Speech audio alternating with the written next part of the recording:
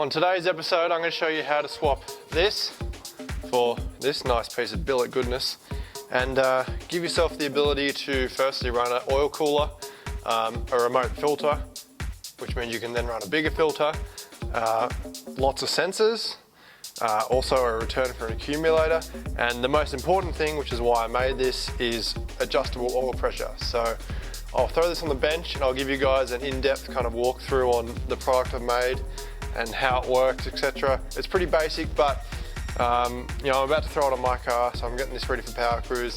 This video will be after Power Cruise. Hopefully I've got some time to throw it together in a decent, you know, time frame, but essentially I'm just finishing up the fuel system, so you can see that in another video.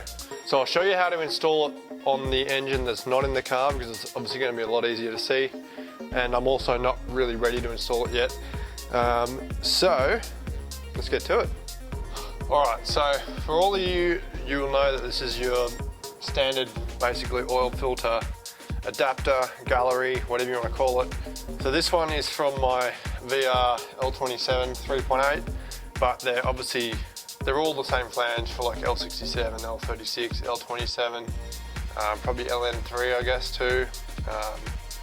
So yeah, they're all the same bolt pattern, same gasket. There's just differences where the oil filter is and where the sensors and stuff are. I'm pretty sure the Ecotech sensor is somewhere down on the side. I can't remember, but I'm sure you guys will correct me. So essentially, what I've designed here is a billet plate. So this is 70-75 aircraft grade aluminium. So this stuff is really, it's like the equivalent to steel, but in alloy. 25 mil thick, I'm pretty sure it was. And also black mil-spec hard anodized. So this is what I do all my parts in. It's a really, really hardy coating. Nice thing to tap threads into and just machine. So that's the plate. So essentially, I'll give you a proper rundown on everything when we're installing it, but we've got I've put a 1/4-inch NPT port on the top. So that is for the factory sensor. So these are 1/4-inch NPT. That goes in there. So the reason why I did that is on the VR, that's where it is, and it maintains its spot, essentially. Then coming off that, I've got an 1/8-inch NPT port, which for me, I'm going to be running my turbo oil feed with an AN fitting. Should be able to clear the belt. I was having a look before, so I can't even screw that in. There we go. So not all of you guys are going to have that. Everything will come with blanking bungs for every port, essentially, except for the in and out for the oil cooler. What I do supply it with is 2 -10 fittings. So at the moment I've got them tapped as a 1/2-inch NPT, which gives you a true -10, you know, right through the fitting. So that's them. So they go obviously on the in and the out ports, or out in. So they're all labelled as well. So the next thing you'll see is a threaded grub screw. So that goes in this one here with the plus and the minus. So this is your oil pressure adjustment. So obviously a couple of 1/8-inch NPT blanking ports. So we've got an 1/8 inch there, 1/8 inch there, and also a 1/4 inch again in the front. So for those of you who can't fit their sensor there, you'll be able to put it basically in the front here. And yeah, basically you've got the options to blank off what you need. If you run the same oil filter relocation housing that I'm going to run, I'll run you through that in a sec, but essentially this is a nice aeroflow one. It's I like this one because you've got the adjustment of, you can change the sides, you can both coming out one side or, you know, crossing through. This one's also got an 1/8-inch NPT port, so you can put another sensor there. I'm going to actually put a mechanical gauge there so I can see in the engine bay, but we'll get to that a bit later. But yeah, there's enough stuff, and then obviously there's another 1/2-inch blanking bung. So this is if you run an accumulator, which a lot of you guys won't, but I had one guy message me asking if I could incorporate that, and I'm pretty sure that should work because that will inject it back into the oil stream. So yeah, 99% of you will have that blanked off. And then obviously you get your new mounting hardware. So these are nice stainless bolts, and then a brand new gasket as well. we'll head over to the engine stand and I'll run you through the basic install. It's really as simple as essentially 4 bolts and she's good. So let's go. Alright, so while we're walking over to the engine, I may as well give you a rundown on the car if you haven't seen it.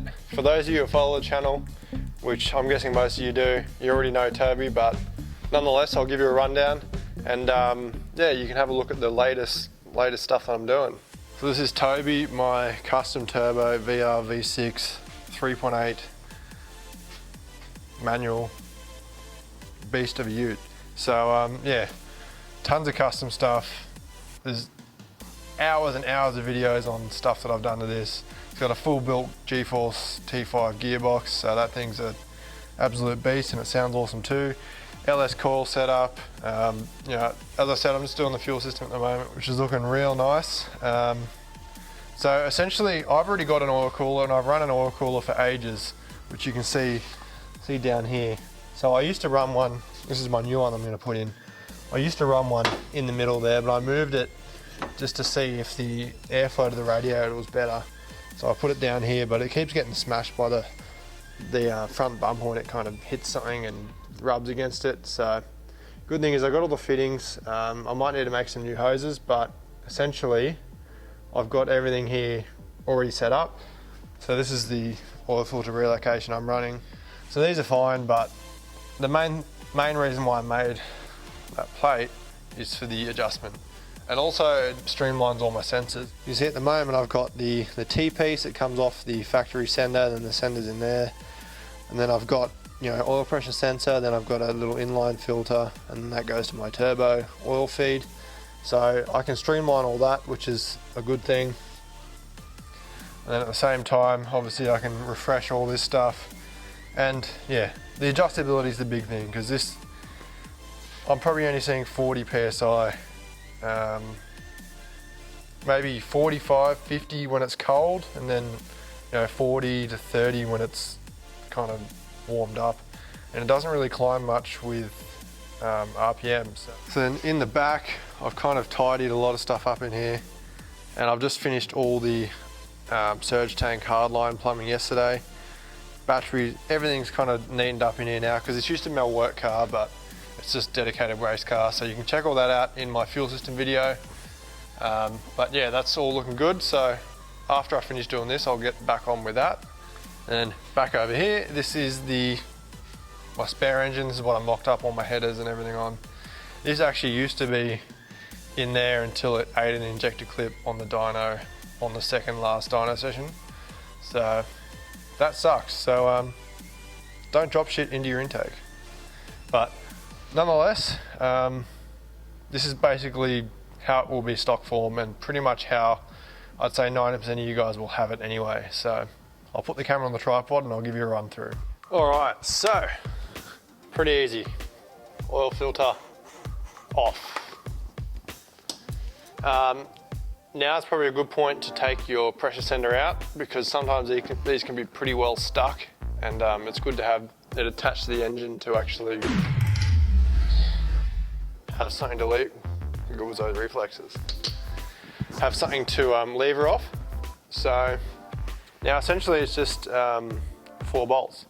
So these are a 1/2 inch socket. So just buzz them out. Obviously I've already had this off a few times, but sometimes these can be a bit stiff because there is thread sealant on them. As you can see, the orange stuff there. And that will come off just like that. So depending on how it was gasketed, if it's factory, it should just basically come off and leave you with a nice clean mating surface. But if it's been done before, it could have RTV or whatever. So you essentially want to clean off this whole face. So now that we've got this exposed, this is the pressure relief valve. So depending on, obviously when it's stock, it pretty much sits flush. So depending on essentially how much preload you put on this spring determines how much it bypasses, which then in turn increases the oil pressure. Make sure you don't lose any of that stuff. So because I'm obviously going to be mocking this up just for the sake of this, I'm not going to bother gasketing it properly and everything, but essentially you want to make sure your threads are nice and clean. Next up, obviously you'll get your gasket. So this can obviously only go one way. So that sits there essentially. Obviously I'm not going to put this on because this is for my actual engine when I do it. But what I like to always do is, look, I like to do some kind of gasket sealant. What I've been using a lot lately is anaerobic, so like a Loctite 518. It's a non-hardening. It just becomes like a paste. So that works really well. So when I do this, I'll actually use some of that on there. Also, you can use RTV. Just be really sparing when you use it. You obviously don't want it smearing inside of all your oil galleries. Yeah, very thin. What I have done in the past as well is just a bit of copper coat, like copper spray, what people use for their head gaskets and stuff. That seemed to work, but the reason why I do like to put a sealant on it is just over time they can weep. And although it's not that big of a deal to get to, it's just something you really don't want to be having to waste time on, fixing something that you could have done right the first time. So yeah, I always like to use something. You could use like some Permatex, number 2, non-hardening, but just thin smears, because this is a decked surface, so yeah, the gasket will be fine. So then you can grab your new BBG, I don't even know what to call this, oil filter adapter, remote oil filter plate, I don't know. I'll try to think of something when I actually get these up on the website to sell. So if you want one of these, you can head to the website, because by the time I release this video, these will be for sale. So obviously I need to get a minimum of probably five orders for the bulk pricing that I've priced this based on. So that's that. The other thing is these go into an oil passage, so you need to have a thread sealant on all these bolts, like the ones that came out of there did. So I'm not sure if all of them actually are, but I'm pretty sure that one definitely is, and that one definitely is.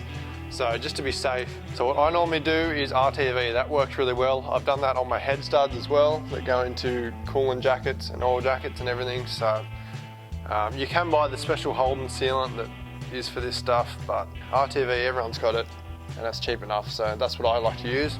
So, you know, same as Loctite, obviously you just coat your threads. So this uses a 1/4 inch Allen key for these cap screws. So you just want to kind of get them started, so that'll locate it, because you've got to obviously push it in for the spring pressure. Now you got them all started, you can kind of just wind it in, going kind of star shape, diagonal, and then essentially, I can't remember the exact torque specs. I'll see if I can find them and I'll put them on the screen, but you know, you can just kind of feel something like that. Remember, these are going to be kind of thread locked with the RTV, so as long as they're snug, yeah, that'll be sweet. So that's that. Really, really easy. Obviously your sender can go back in. I'll be pointing out that way so that the tang is there, so it's easy to get off. Obviously your AN fittings can go in. So the bottom one is the in, and the one above that is the out. So there is a specific way of plumbing these, because if you do it the wrong way, you can cause all kinds of pressure and flow issues. So the out from this will go to the in on your remote oil filter. So this is very important. So the in comes in, and that will come through the top. It will go through there, come through the filter, and then as it comes out of the filter, it comes through the middle. Then that will then go to one of the ports on your cooler, and then it'll obviously go through the cooler and out of the cooler, and then it will come back to the inlet port here. So I'll try and put a diagram on the screen for you guys. Yeah, make sure you get that right. And that's why I like to use these Aeroflow ones, because it's all clearly labeled. They actually do have a really good diagram as well. Also, like I said before, this has got the 1/8 inch NVT port. You can change around the fitting config. They do a lesser complex version of this as well. But when you're mucking around with kind of your oil filter stuff, you want to buy good quality stuff, because when you buy cheap fittings and cheap stuff like this, it leaks. And yeah, another thing to do as well, if you can, is get Viton O-rings. So these are all ORB fittings, so O-ring boss. Try and get some Viton O-rings to suit. So over time, the standard NBR black, you know, NBR nitrile something rubber, I can't remember. But those will harden up, especially with synthetic oils. They seem to make it do that even more, which you should be running synthetic, especially if it's a high performance turbo engine. It's a much better oil, but that's a whole nother topic. So if you can get Viton O-rings, that's good, because while they'll probably be fine if you don't touch them, but if you have to unwind them or, you know, change things around, they'll probably be stuffed. Okay, so I'll quickly run you guys through the adjustment screw. So nothing crazy, as you can see, it's just a M8 set screw, a simple dowdy seal, and also a nylock nut. Nothing crazy. So it takes a 4mm Allen head bolt in the end of it. So this is obviously the outside that you'll use to wind it in or out. And you've got the face that pushes on the piston. So a good kind of reference point from the end that pushes on the piston to the abutment face of the dowdy seal, you want about 25mm. That'll give you what the base oil pressure would have been essentially. So as you'll see, the dowdy seal is a rubber embossed kind of washer both sides. So this is commonly used in hydraulics. I've seen a lot of motorbikes use these as well for like clutch and brake. Hydraulics are essentially a equivalent to like a copper washer for a brake, banjo or whatever. So yeah, basically that's how it goes. So the principle is the nylock nut stops any residual oil coming through the threads, because obviously this is a threaded section that's kind of hard to seal mechanically. So that seems to do a good job. There's no pressure really coming out of this, it's just a drizzle. So yeah, nylock nut seals the threads, and then the dowdy seal essentially seals, you know, from the abutment body to the nut. So once that nut's tight, no oil can get past that, and then obviously with the nylock, no oil can get past the sealing of the nylon around the threads. And yeah, it seems to work. That's essentially it. So we can go put this on the car and tidy everything up. All right, so you've got the adapter bolted to your engine. At the same time, I do recommend obviously doing an oil change, a new filter. If you are doing this, you are going to have a remote filter now. So obviously new filter, run some new oil through. The other thing that I will recommend doing is, so if you pull out the engine fuse in the engine bay, that will disable injectors. So that will allow you to essentially crank the engine over and just get some oil circulating. It'll hopefully kind of fill up the oil cooler. If you really want, you could try and put some oil in your cooler before you install it, depending where it is, obviously. But look, generally, I've never had a problem with priming. It'll fill up pretty quick. But after doing something kind of major like this to the oiling system, I would definitely give it, you know, a few goes for, you know, 20, 30 seconds or so to just circulate some oil, see if you get any pressure. Which leads me to the next thing. You will need to have an oil pressure gauge. So if you're running this, you're obviously going to be using it for performance use. So anyone who's using their car for performance use should definitely have an oil pressure gauge at least. I'm running a oil pressure gauge, both. I'll have the mechanical one on top of the remote filter mount. I'll also have my little digital gauge that goes into the car, so I've got monitoring in both ends. I'm also going to be running oil temp as well. Oil temp's not as crucial. Having an oil cooler will, especially a decent sized one, will really take care of oil temps. If you do live in kind of cold climates, it is recommended to run an oil thermostat, which essentially works the same as your coolant thermostat. It just allows the oil to get up to temp quicker. Here in Sydney, I've never really found an issue. I've never run one.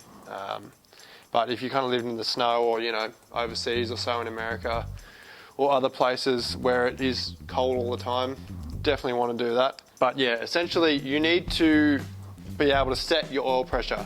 So theoretically it should be how it was standard with the screw all the way backed out, but you need to actually know what you're setting it to so that obviously you're not going too high. you don't want to obviously send it right off the chart. Like the oil pump will make a lot of pressure. Different pressures are made in different areas, like at the bearings may be different to, you know, what you're seeing at the gauge, etc. So you're only monitoring and changing what you're seeing at the gauge that's going out to the cooler. So get yourself either a mechanical gauge. If you run that remote filter thing, you can put it in the top there, which is really handy. Like I said, you should definitely have one in the car anyway, in my opinion. And buy a good quality, like stepper motor one that uses the little digital senders, not the big bulky ones. I've said many times that the big bulky round ones, they're a resistance based one. Once they get hot, their readings go shit. They don't last very long. Obviously you don't want to go too crazy with your oil pressure. You know, I think maybe 60 to 80 psi cold, 60 to 50 maybe at idle when it's warm. Obviously you want the pressure will go up as you're revving the car, but yeah, it's just a bit of trial and error. That's the reason why I made this, because it's got the adjustability. Some people like to just shim it and set and forget, but there's not really that much adjustability, and you have to also pull that shit all off again and leak oil everywhere, fuck the gasket, and it's just a waste of time. So with this, it's just as simple as turning a grub screw, locking the nut back on, and you can play with your oil pressure there. So yeah, I'll report back when I've got some findings once I've installed it on my car, but you saw the install on the mock-up engine, and yeah, pretty basic stuff. So I'll see you guys shortly. Another day is basically passed. Oil system's done, it's looking good. I'll give you guys a quick run through. I haven't really filmed anything because I've been so under the pump trying to get this car ready. Everything's looking good, all leak free, so I'm just finishing up some stuff in the tray. But I thought I'll just shoot this quickly, then I can put the camera down and just finish everything else up. So yeah, it's looking good. Alright, so you can see, it's kind of hard to show it, but you can see down there, it's all plumbed up. I've put a new fitting on the end of my turbo oil feed, so it's just a straight -4 now, through its little pre-filter. So it all fits nicely, clears the belt really well. You know, the sensors are tucked right back, which is really good. Obviously, the oil cooler lines are all done, so if you are interested in how to make 100 or 200 series lines, I do have a video. I'll try find it and link it. If not, have a look around, you'll see it on my channel. But I managed to reuse 2 of the 3 lines, which is good. I just had to change one of the ends on the hose, but it's all good. We're all leak free. So essentially we're coming, and this is the most important thing, you've got to come out of the output through into the input of the remote filter. So this filter here as well is super big. I'll put a photo on the screen of the comparison to the stock filter and the setup I had before, but yeah, everything's working well. I've got my mechanical gauge here. So this, I suggest this setup because it makes it nice and easy to see the pressure. In my case, for setting the pressure, it's kind of hard because I've got to essentially, and you guys as well, you'll probably have to take the belt off to get in there to adjust it. So you just want to run it for a bit, monitor what the pressure is, and then probably take the belt off, go in there with a grub screw. Obviously most of you aren't going to have this crossover pipe for the turbo, so yeah, you can go in there and play around with that. But oil pressure is looking really good. I've got about 60 pound on a warm idle, and it steadily increases with the RPM, which is beautiful. So then we come out of the remote filter, essentially through here. Man, I love these insulated P-clips. They're so good. So P-clip there, then we kind of go down, up and under. And then we've got the cooler in here. So yeah, I already had all these fittings, which was good. All I did was get some more hose. I only needed to use about 2 meters of the 4 meters I got. So I'll keep the rest in stock. But yeah, everything's good, no leaks. Oil pressure is really solid, so yeah, I'm super stoked. So I've been driving the car probably, well, as much as I can over the last month or so, just to make sure that everything's good with the oil pressure plate and no leaks, nothing weird going on, and also to get a bit of a benchmark on the differences between with and without it. And I'm pleased to say that it's actually all perfect. So essentially, I haven't adjusted it too much. I've kind of, with it warm, I'll set it up in a minute and show you guys. With it warm, I'm sitting about 60 pound. at idle, and it's a pretty constant kind of increase with the RPMs, which is good. It never really did that properly before, and before I was seeing anywhere between 30 and 40 pound at idle when it's up to temp and warm. So it's definitely a lot better. Cold start, it's probably 70 pound cold, which is fine, and again increases nicely with RPM, so that's all good. No leaks. And yeah, it's also been interesting monitoring the oil temps as well. Kind of cruising, you'd see anywhere from 70 to 80, kind of sitting standstill for a while, it might get up to 90. But the really cool thing is the fan cools that down. Now that it's in front of the radiator, that actually cooled it down really well. So it could be at 90, then it'll get cooled back down to 80. Some of that may be to do with the coolant temperature dropping as well, but yeah, that's good. I haven't really beaten on it really hard yet, but yeah, temps look good. It's good to have that gauge. Haven't been anywhere near 100 yet, which is good.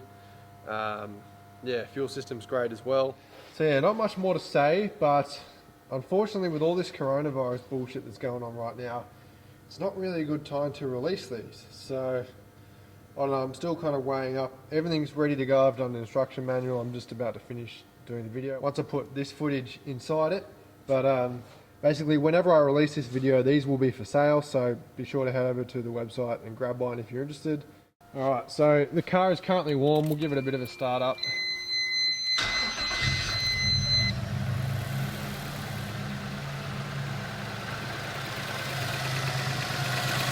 It's quite handy having this gauge in here.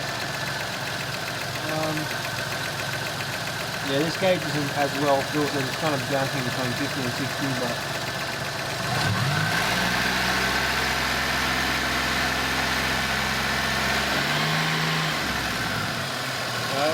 Probably about 3,000 RPM. That's 70 pounds, so yeah, it's all looking good. Having that gauge there is actually really handy.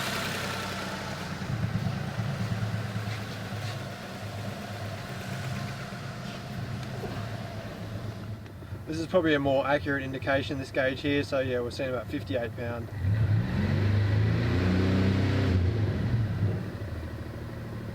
And yeah, really solid, so stoked with that.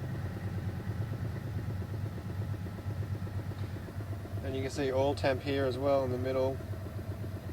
That's sitting at about 80 degrees Celsius at the moment. Coolant temp's probably about 85 to 90, so yeah, awesome. In a nutshell, I can confidently say to you guys that it works really well. Big improvements for me. I'm not trying to run crazy oil pressure. I just want something that's, you know, a little bit more to where it should be. About 60 pound hot is pretty nice, with a nice steady increase as well.